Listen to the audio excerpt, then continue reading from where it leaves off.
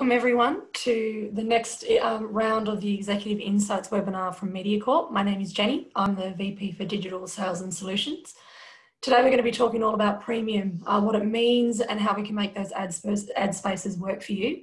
So I'm really happy to say today we've got joining us Lacey Ewin, who is the Senior Group Account Director for Digital Sales here at Mediacorp. We also have Raushida Vasaiwala, who is the General Manager of Celtra, which is a creative management platform and one of our ad tech partners. So please do, if you want to share any information, please do tweet at #ExecInsights. So let's get started. And if Lacey and Raushida, if you could join us. Great. Okay, so today we're going to be running you through the following for premium media. Number one, what does it mean to be premium and how does that really drive impact for you? And I'll be going through a few studies for you to bring you up to speed. We'll then jump into audience behaviour trends and how that does impact performance and some really interesting insights there that Lacey will talk you through.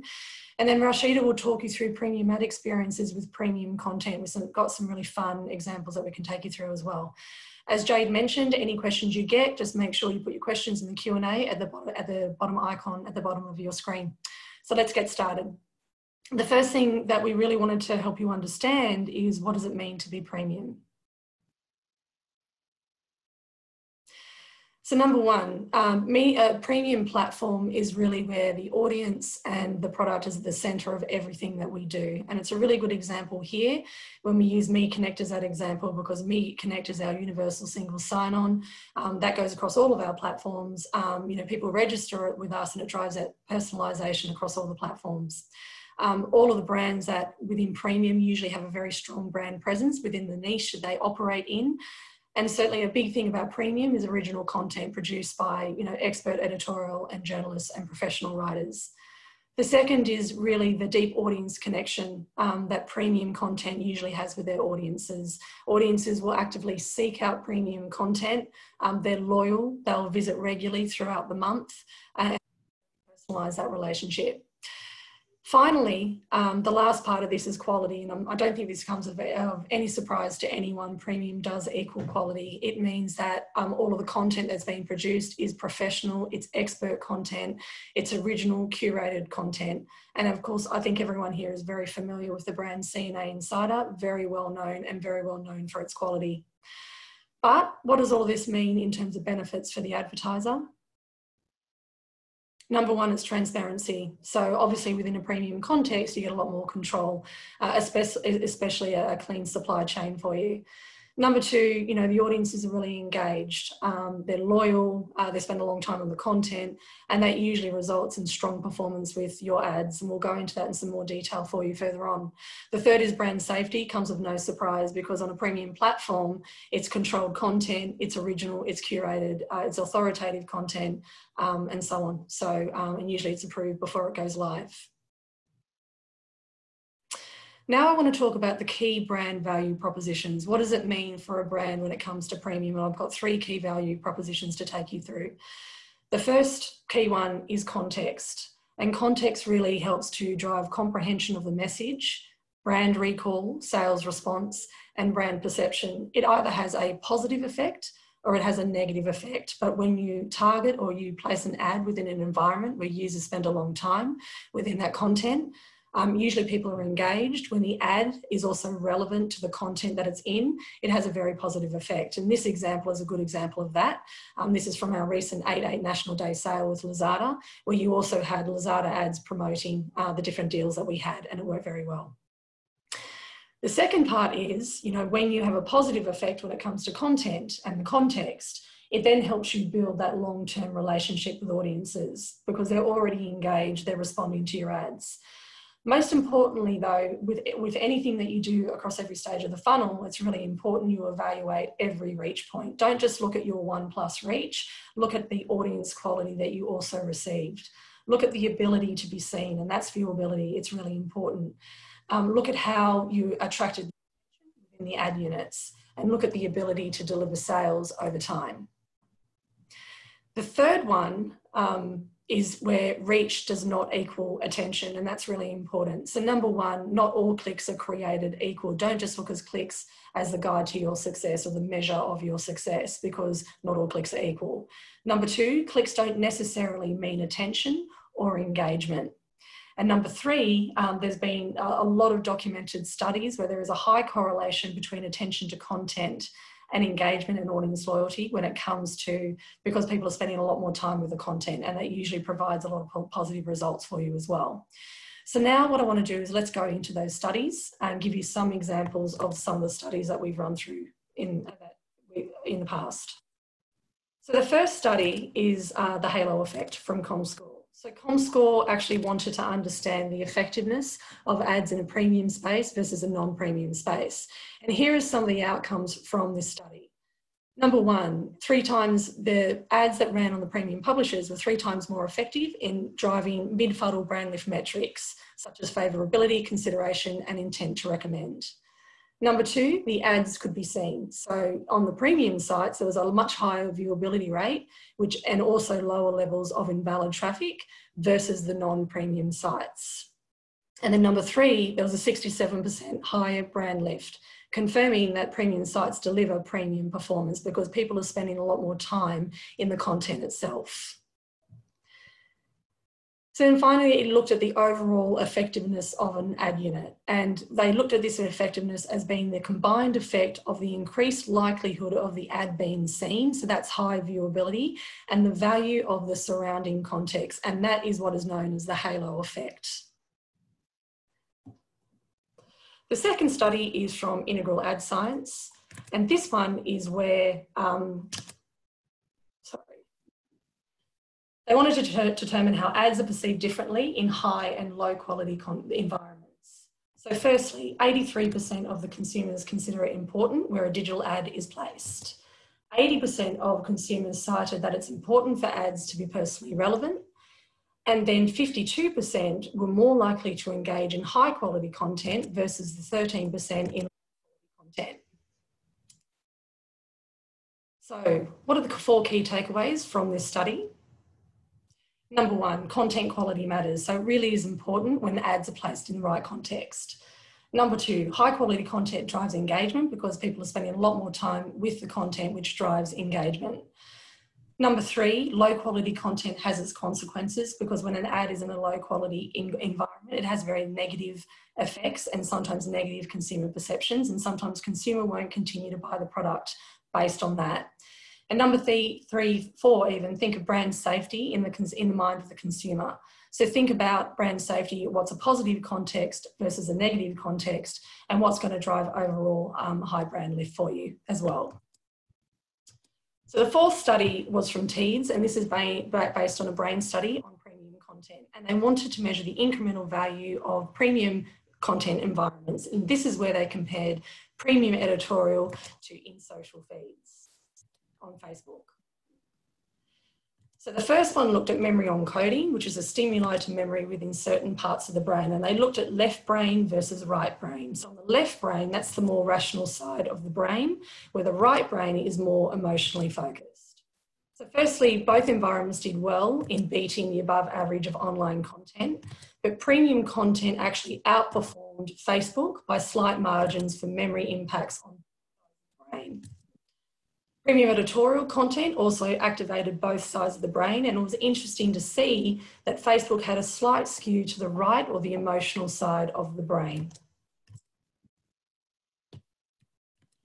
So the next one, once we've looked at the impact of how the content affects consumers, then they looked at how the advertising affected consuming. What was the effect of video advertising and what was the most optimal video advertising to create, whether it be on Facebook or premium content.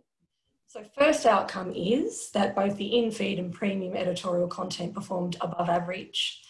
The outstream video advertising, when we talk about outstream on premium content, that's where you find the ads that run out of the video stream and within the editorial content. So think CNA when you see video ads running within the editorial content.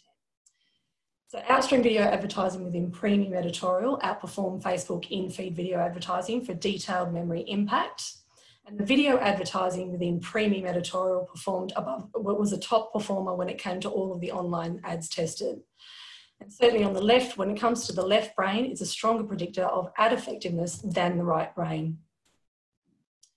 So now that we've given you a few studies in terms of the effectiveness of premium media, I think it's important to look at what is the best way of engaging the premium audience. But before we do that, I think it's also important to look at media consumption trends and mobile behaviour trends. And I'm going to pass over to Lacey, who's going to talk to you in some more detail around that. Thanks, Jenny. Okay, so to look at the consumption trends in Singapore, we're just going to start with a case study around Mediacorp. Since Mediacorp does have 83% digital market penetration in this market, it's a good sample size of what's happening in the overall market of Singapore. So if we take Mediacorp audiences, we know a lot about their behaviour. We know a lot about their behaviour across CNA, across Today, across Me Watch, all of our Mediacorp assets. We know that 85% of these audiences are mobile first. So it's a huge amount on mobile. On average, we're seeing 313 million average monthly page views. And in terms of time spent, it is increasing year on year. And you can see the average on mobile is increasing and is up to 50 minutes per month per user.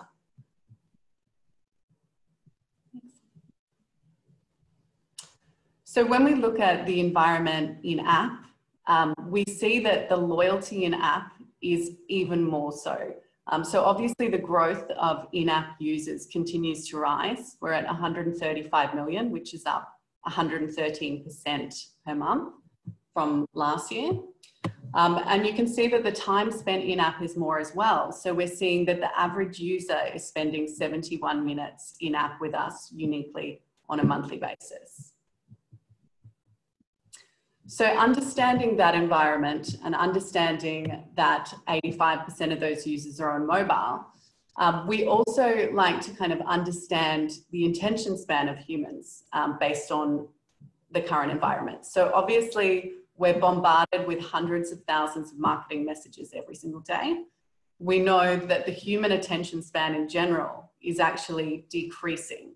So in 2000, it was at 12 seconds, and now the average attention span of a human is actually at 8 seconds. So it's getting harder and harder to capture a user's attention, and we're having to get more creative in order to attract our users. So Facebook actually ran their own independent eye tracking study for social. And what was interesting is they found for, if you could just click one more, they actually found that you only had 2.5 seconds to attract a user to consume your content on desktop. So very limited time. When we looked at mobile, that actually went down to 1.7 seconds. The time that you have to interest the user is a very short time span, and we need to make sure that the creatives, that the ads that we're putting in front of them is going to achieve that purpose. So how do we do that? First of all, we need to really think about the device that the user is on. So if we speak specifically about mobile, we know that the behaviours, the way that people interact with mobile is very different to how we interact in desktop. You know, the average user will unlock their phone about over 150 times a day, studies show. And we're very, very used to the way that we interact being pinching, swiping if you're using it on a dating app, scrolling if you're on Instagram. That's how we interact with our phones. So we need to keep this in mind when we're thinking about the creatives that we're going to build that's going to connect with our users in premium environments. This is where it gets really interesting in terms of the ads that we create and looking at the optimal touch points. So what we know that 94% of users use their mobile phone with one hand, which is no surprise, and 6% will use it with two hands. We also know that it's much easier to swipe left to right with your left thumb than it is with any other finger or your other hand. And why is that important? It's important because when we're creating ads, it can determine the right spots and the optimal touch points of where we place those CTA buttons. So here you can see in green, we've highlighted the most effective places to place a CTA, a buy now, a shoppable experience button, and that tends to be in the middle or to the right of the screen. So the places that you are going to want to avoid are the ones in red, which are considered the dead zones. And this is where you don't want to have any of your kind of call to action buttons placed in premium environments. Okay. So now we're going to look at the key learnings from IAB. So IAB released a study on mobile best practices, and a lot of it is reiterates what we've just gone through. But the first of all is people do notice and they don't like it when when ads don't look right on smartphones. So we've all had these experiences where you've opened your phone, you've been reading interesting content, and up in the right-hand corner or the lower left-hand corner, you've come up with a tiny little video ad that doesn't fit the screen, that doesn't look like it should be there. Audiences do know.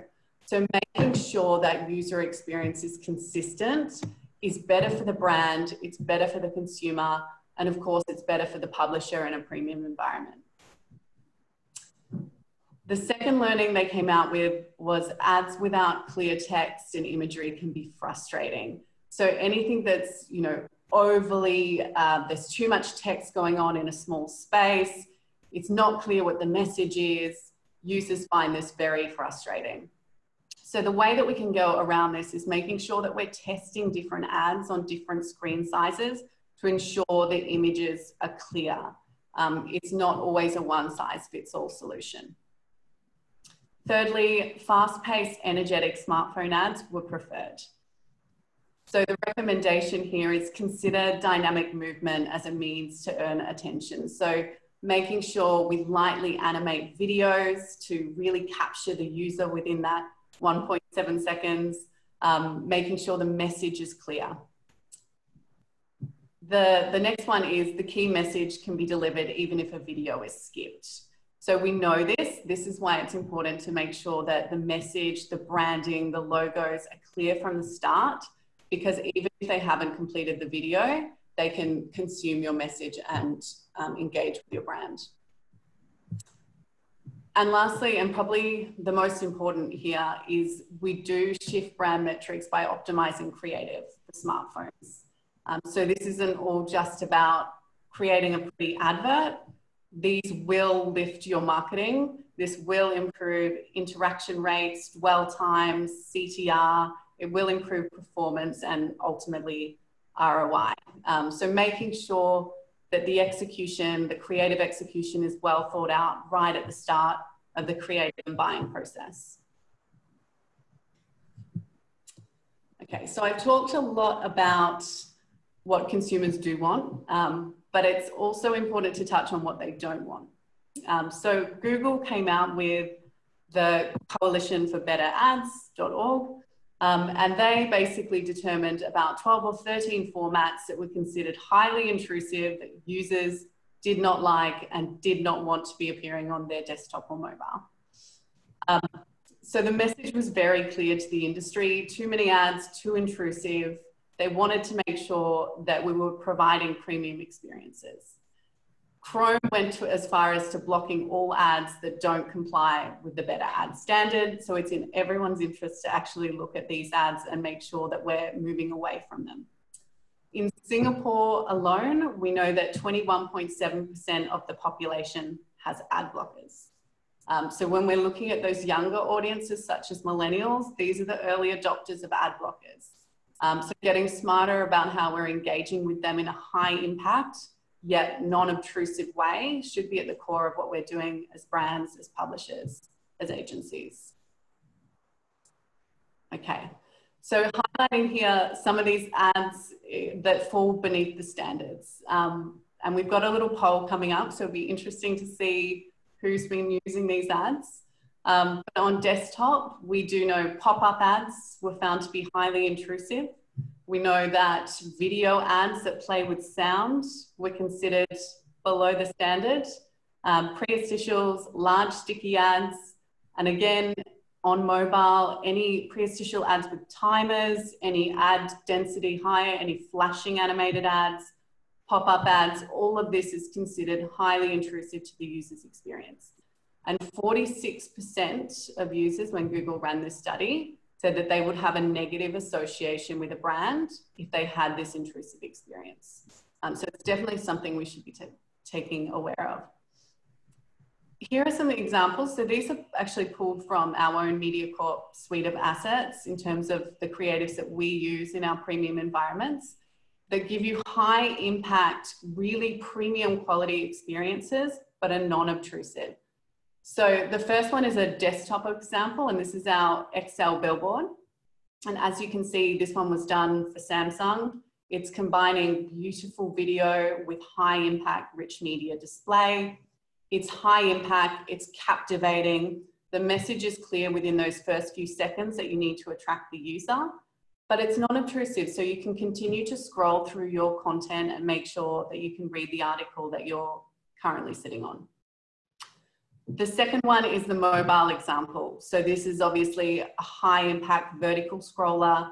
It's full screen, so it will take up the screen of your mobile, but it will allow you to scroll through so you'll seamlessly be able to read the content. Again, you can combine lightly animated video, you can combine video with high impact display. You have a lot of freedom within this space, but it still falls well within the standards of high impact, creative, effective advertising. Okay, so that takes us into the poll. So we want to know which ads below have you been using in 2020? So if you could just take 30 seconds to a minute to answer this for us.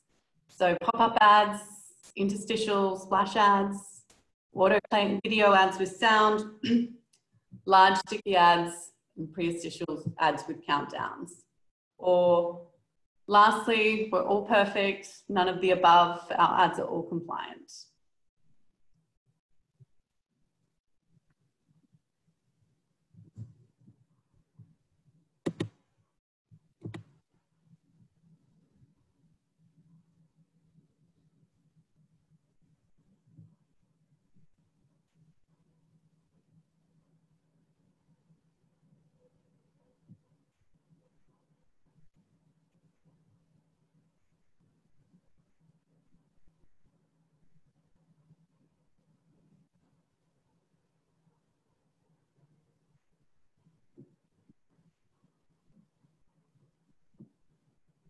Okay, results are coming up. Okay, interesting.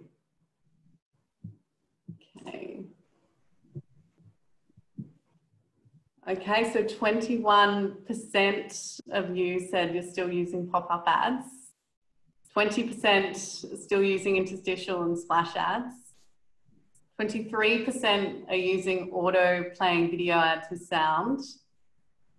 Only 4% of you are using large sticky ads, even less for the pre-interstitial ads with countdown at 2%. And 52% of you said none of the above, our ads are all compliant with the better ads experience. Okay, not too bad. So now I'm going to hand over to Raushida, the General Manager of Celtra, to talk a little bit about how do you create premium ad experiences to engage these loyal audiences. Thank you, Lacey. Hi, everyone. All right, so you just saw what consumers want and the different ways of capturing their attention and the recommended ad formats. Once you have identified along with an appropriate ad format, the next question is how to turn these formats in premium ad experiences in order to engage loyal audiences. So the key to create a winning combination is to build highly engaging ad units, leverage your rich first-party data, and serve in premium publisher environments. So there are, next slide, please. There are 10 pillars in terms of best practices of premium ad experiences. And depending on your brand or the product, you can leverage some of these key pillars. So let's go through each one of them. There are some very exciting examples here. The first pillar is build an attractive ad product portfolio. So work with publishers who provide innovative solutions through creative enablement that provides you a spectrum of ad products. The second one is a successful ad format for one campaign does not necessarily mean it'll be successful for all your campaigns. So ensure to refresh your portfolio from time to time to stay aligned with the industry trends. And then the last thing, in the same line of thought is encourage your teams to experiment, prototype, and test new ad formats. The second pillar is overlay data with your creatives. So this is a great example that features single animated layout, which has been reused across multiple versions, facilitating various combinations of assets. So it's different copy, product shots, video, the text overlays, and the product shots animate dynamically based on the different weather triggers. So a simple yet automated approach to dynamic creative content increases relevance along with the overall experience. And a similar example of that is using weather triggers to change the entire creative and the message.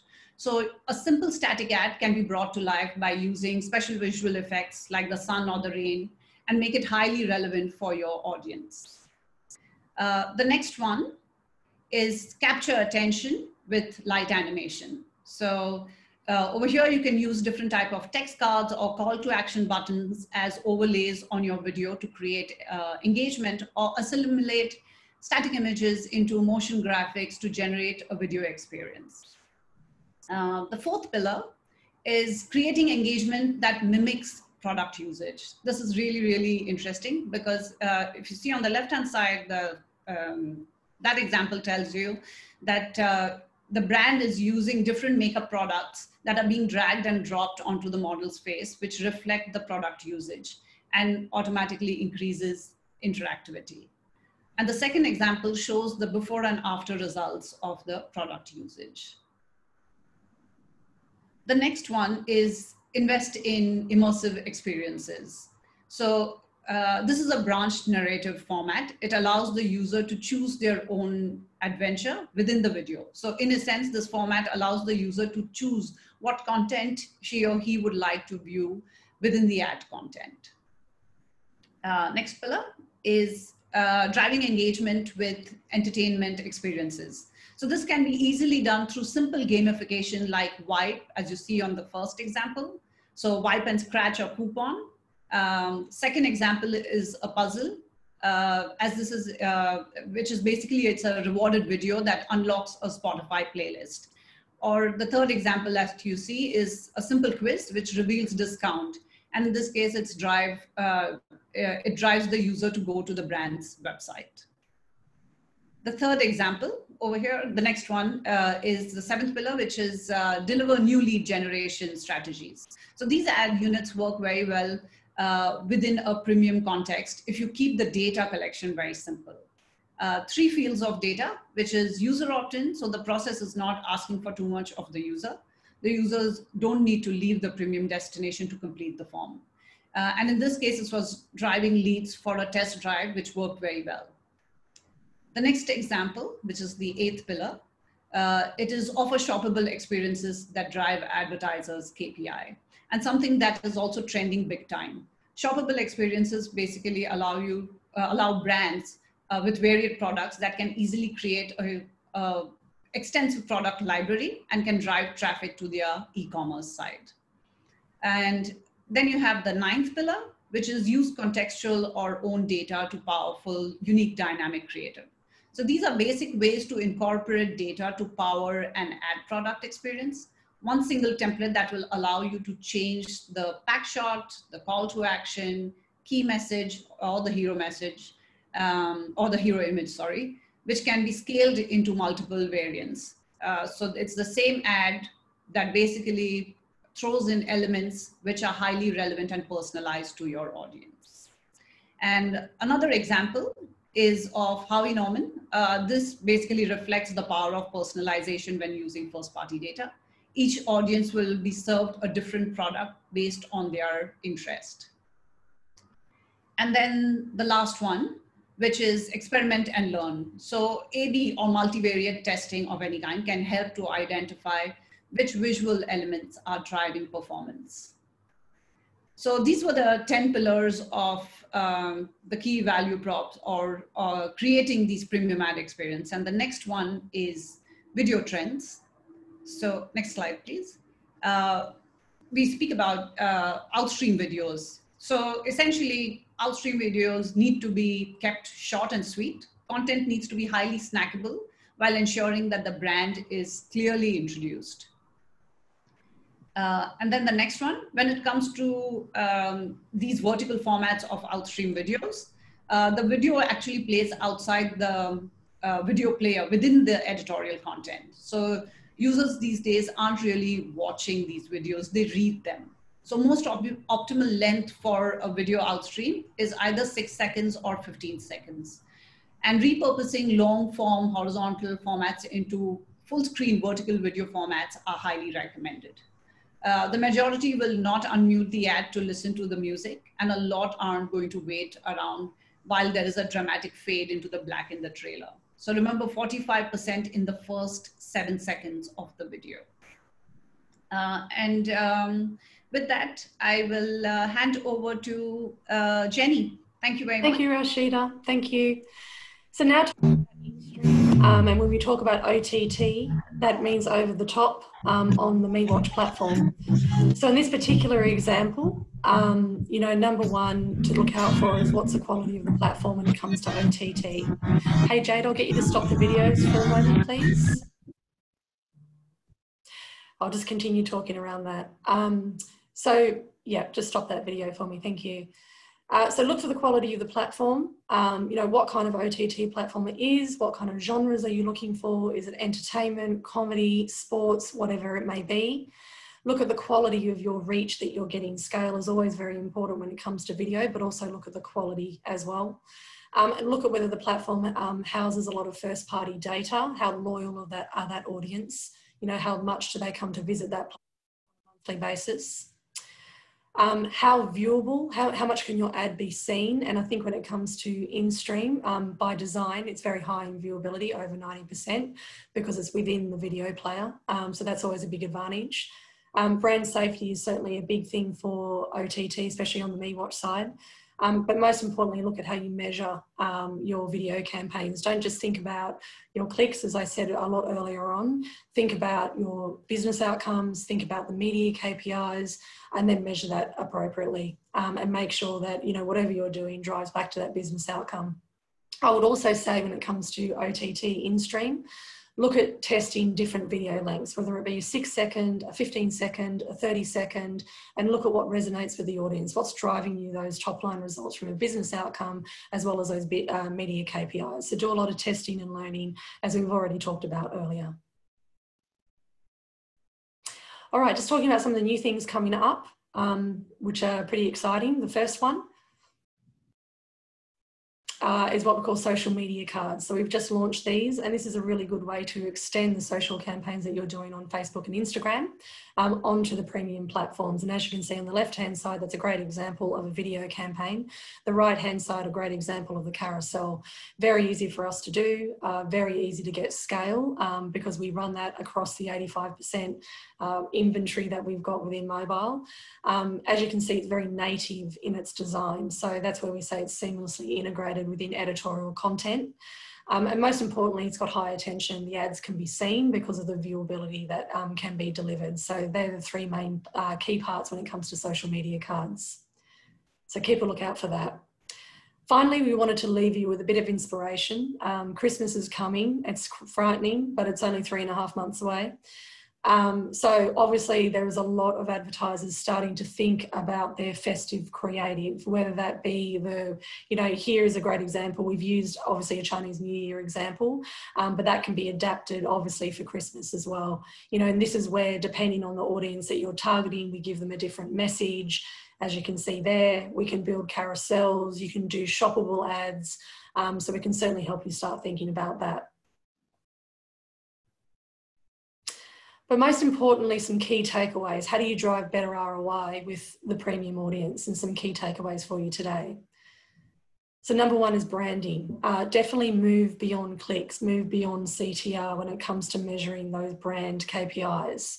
Look at your quality of a reach. Look at how many people are spending time with your ad. So the attention, which is really important. That's where dwell times come into it. Look at the engagement within the ad. I think you've seen some nice examples now of what helps drive engagement. So think about how you can ramp that up. And also look at completion rates when it comes to video. The next one is, as both the ladies have already taken you through, short form videos. Short, snackable content drives 36% more engagement, especially when it comes to outstream. So think about using 6 seconds, 15 seconds, do between the two now, okay? The third is interactive video ads. So we run a lot of video ads. Video is the fastest growing category here in Singapore.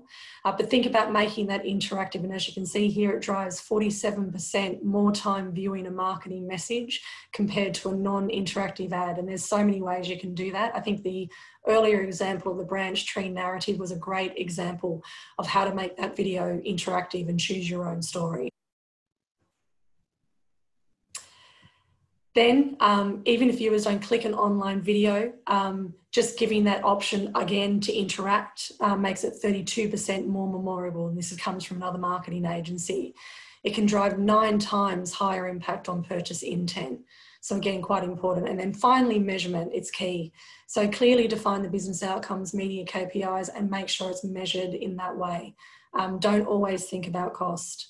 Always optimize. So when we say optimize, test and learn with different creatives, different video durations between a 6 second, a 15 second, a 30 second, test and learn with different, engagement features that you can use within rich media.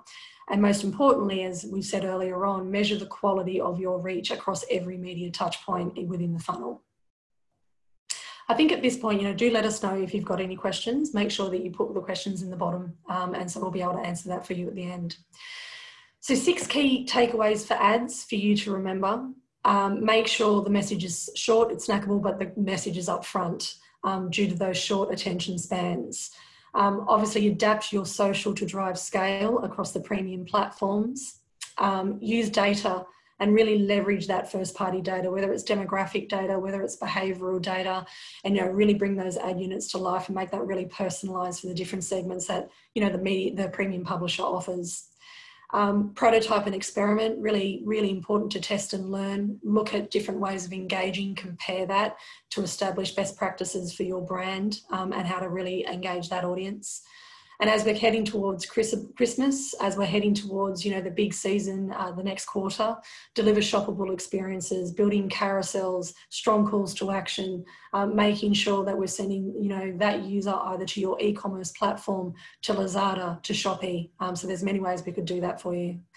And then finally, that winning combination on premium platforms, which is obviously the premium ad environments, data, and of course the compelling creative all come to drive impact.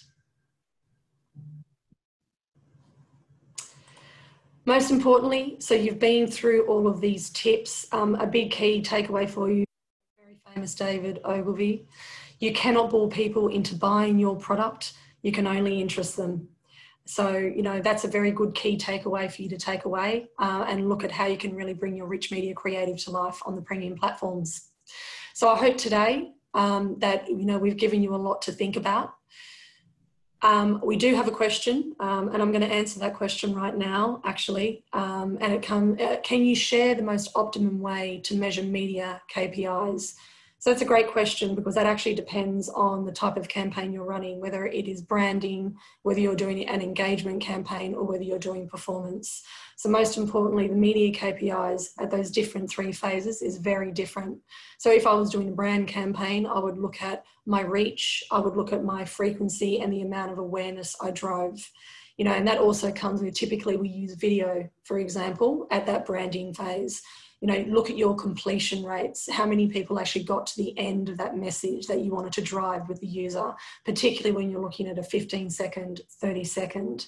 Whereas a media KPI, if we're looking at engagement, is very different. So that's where we go into dwell times. Again, moving away just from CTR, because CTR is very one-dimensional. Just because someone clicked doesn't means that they landed on the campaign page and did further and became a loyal customer of yours. So from the media itself with engagement. Look at dwell times. How long did a person spend with your ad and your message? How did they interact? And certainly within rich media, you have different events that you can include in the rich media that you can find out more within the ad. So look at how they've interacted. Look at, again, how the completion rates. Look at viewability. How was your ad seen? And then look from the traffic that you're driving with the engagement phase, look at what consumers are doing once they, or the audiences are doing once they get to your side. Have you got high bounce rates? You can also look at, you know, whether they go on to do other things. Do they become, what's the lifetime value of the users that we're sending through? And I think that's actually really important to measure end to end. And then finally with performance, the media KPI is more about, you know, performance is more about driving bums on seats, I like to say. So how much traffic are you driving to the site? So look at your effective cost per page land. You know, if you're driving acquisitions, look at your effective CPA. But again, I would make sure that you're tracking it correctly across all the platforms that you're using. Make sure you're using UTMs or, you know, something along those lines where it measures end to end and you can really understand the value that each media gives you when it comes to driving performance.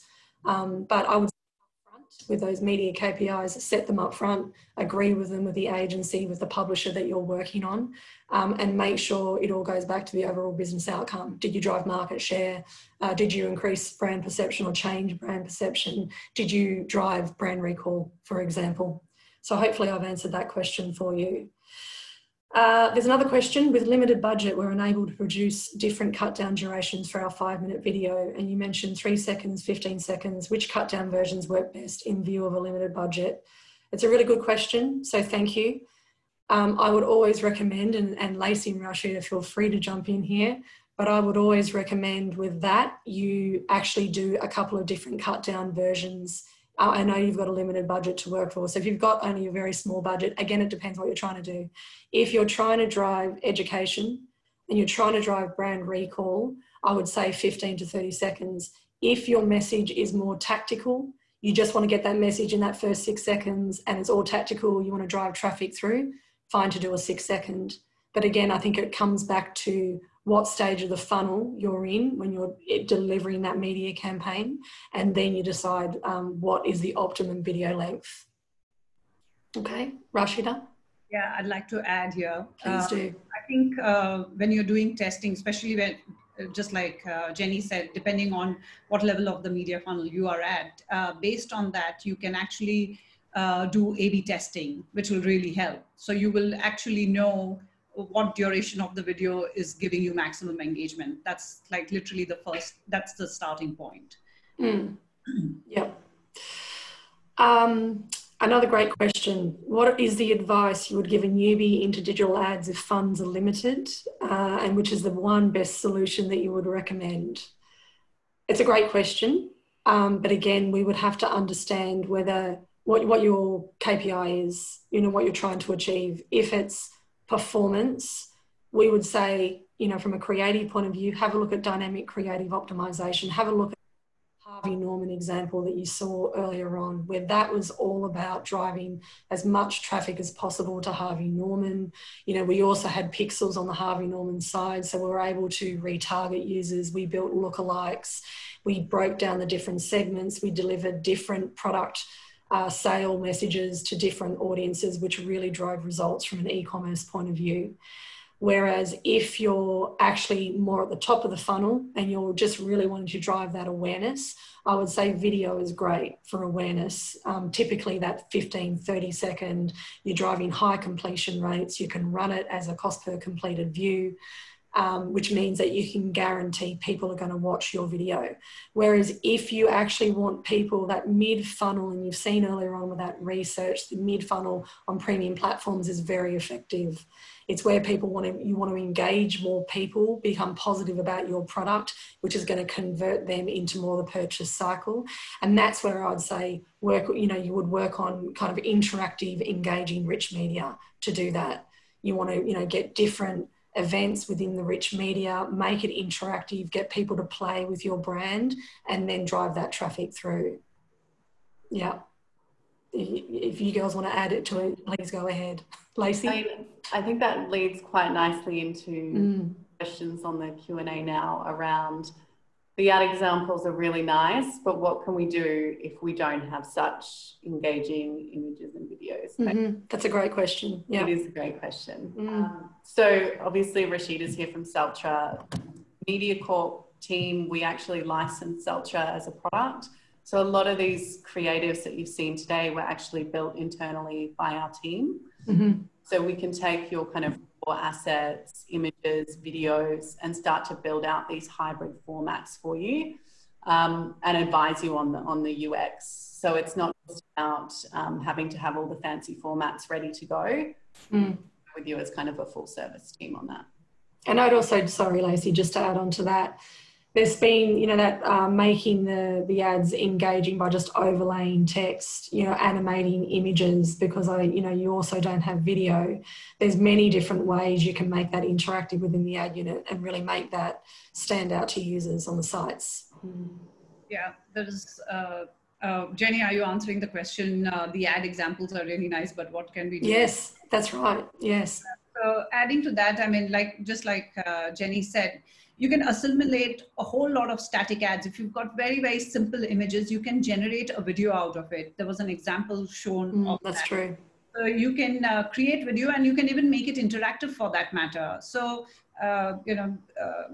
the platform has these capabilities, and Mediacorp's team has got very, very extensive experience in generating these kind of video content for you. So you don't necessarily need to have any video per se. You can create it out of your rich media ads too.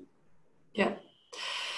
The next question is a really good one. Are banner ads still the most effective, even in terms of reach and impressions, given the increasing of ad blocking? So I think that's a great question, because obviously we brought that up earlier. I would say it depends on the platform you're targeting. Certainly from our perspective, we reach 83% of the Singapore digital market. So we're in a very good position where, you know, with that stat, it's only a small proportion. So we can still offer that scale in banner ads. So I would say, look at the platform you're looking at, look at the scale they can deliver. But certainly from our side, you would have to spend a lot of money to buy at our sites. So it's like you can get that maximum reach. You can really nail that frequency, in order to deliver those ads. And we've seen some really nice results, certainly and we talked about context earlier on as well, right? So with context, if you've got that ad, you're kind of intercepting a user when they're really engaged in the content. And it actually has a really positive effect. So I still do definitely think it's effective. There's new stuff coming in like native ads. There's also native content that's also coming to market. But I think the other thing I'll say, the Better Ads experience has been a very important step forward for the industry. And before the Better Ads experience, the ad blocking, it was increasing. But I think since the Better Ads experience has come in, that's really reduced. And that's one of the reasons they did it. Because we've all been there, if you're on a site, you get hit with an interstitial, you have that fat finger syndrome and you're trying to get rid of the interstitial, but you click through at the same time. That's known as an accidental click, but it's really frustrating to the user. So I think, and it's frustrating, we used to get a lot of feedback as well from users just getting really frustrated. So it's been very positive. So I think they're still effective, especially with all the different formats that you've seen. Is there a way to measure brand awareness for still images other than clicks?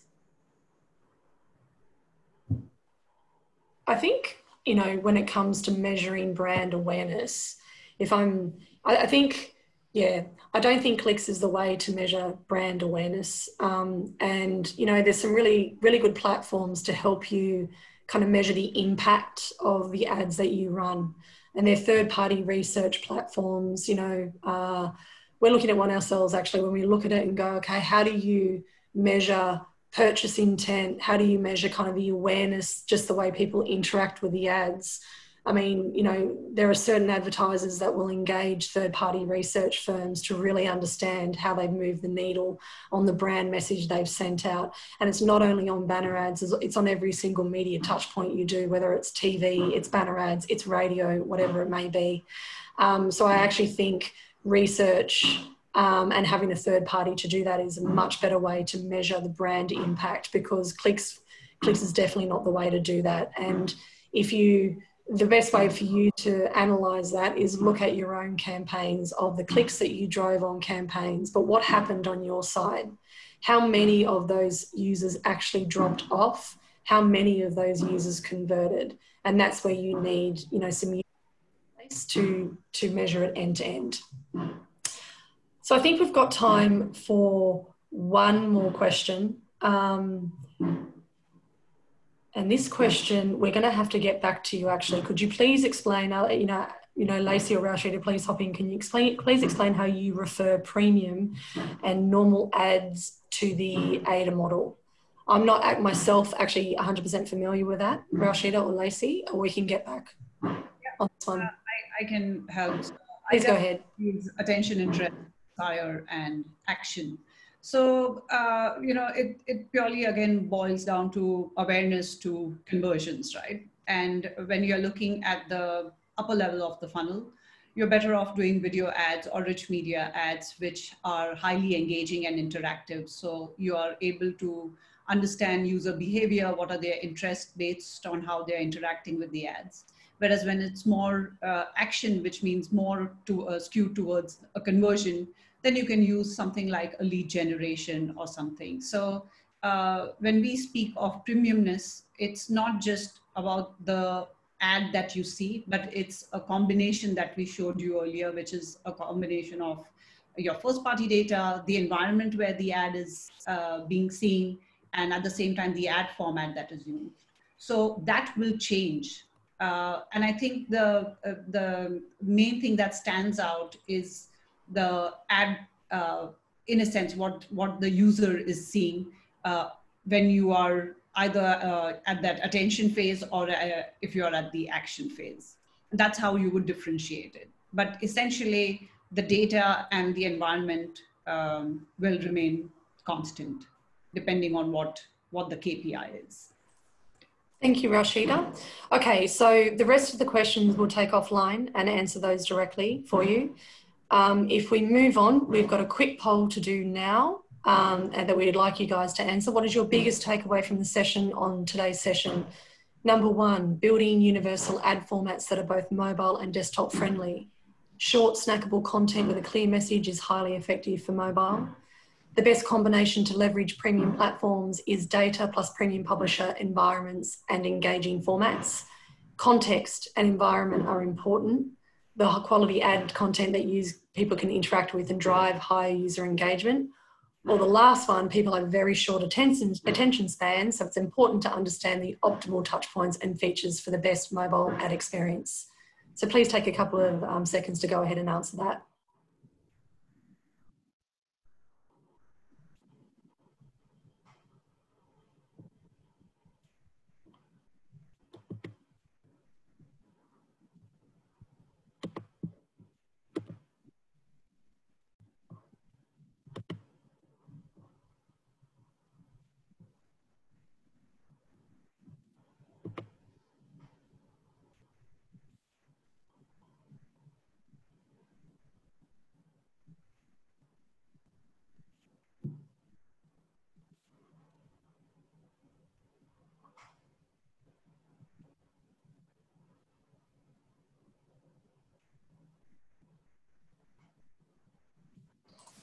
Okay, awesome. The results are out. On top, 43%, people have very short attention spans. I don't think it's any surprise, followed by the best combination to leverage platforms on the premium space is data plus premium publisher environments plus engaging formats. So really interesting. And then of course, context comes third. So great. Thank you so much, everybody. Before we head off, I do want to remind you of the next Executive Insights webinar coming up on the 27th of August. And this one's going to be a big one. It's all about the demise of the third-party cookie. It's a very hot topic at the moment. We are bringing together experts in the industry to talk about this, to talk about what it means for advertisers, agencies and publishers, and how we're future-proofing moving forward. You know, what is coming, and how do you adopt and what does it look like? Going to be a big one. Really looking forward to it, so please do join us. The invite will be coming out soon. So thank you everyone for joining us. Most importantly, please stay safe, and we look forward to seeing you at the next Executive Insights webinar series.